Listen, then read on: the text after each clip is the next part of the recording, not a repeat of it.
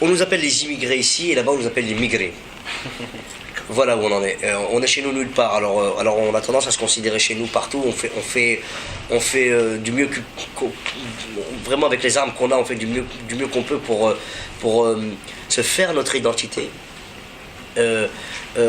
On a l'habitude de rentrer par la sortie, on aimerait un jour pouvoir rentrer par la grande porte, et à travers ce genre d'histoire et de films, on va finir par y arriver. De toute manière, c'est dans l'ordre des choses. Au départ, quand un corps étranger arrive, il a du mal à être accepté, et puis après il finit par être complètement assimilé, et bientôt ça sera plus notre immigration le problème, mais l'immigration roumaine et chinoise.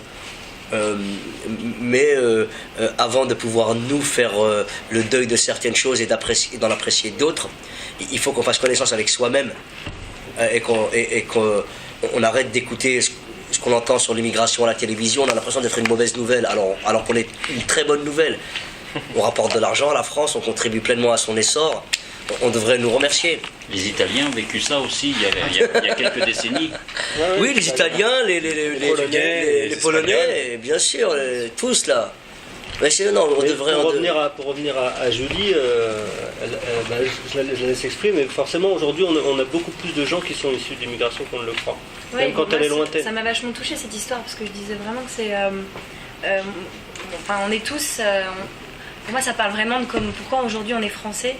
Et moi aussi, ma grand-mère elle vient du Vietnam et de la colonie vietnamienne, la guerre, pareil et tout. Et puis mon père est italien.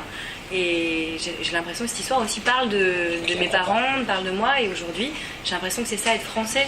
Et on l'est tous. Moi, ça se voit pas sur ma tête. J'ai l'impression que juste. Mais il ne te croit pas là. Je le suis. Il ne te croit pas. Vietnamienne, italienne. Quand elle sourit, on voit les yeux. Et non, et au contraire, ça m'a touchée parce que j'ai l'impression que c'est. Ça parle à tous les étrangers du monde. Et qu'aujourd'hui, oh là là, moi j'en ai marre, quoi. On est tous français, quoi. Et c'est ça, moi mon histoire c'est la même en fait. Ma grand-mère fait les Good People de la même manière, comment Farid va devoir revenir en France. Et puis d'ailleurs ça se finit ici, je crois, le périple de... Ça se finit à Marseille. Ouais.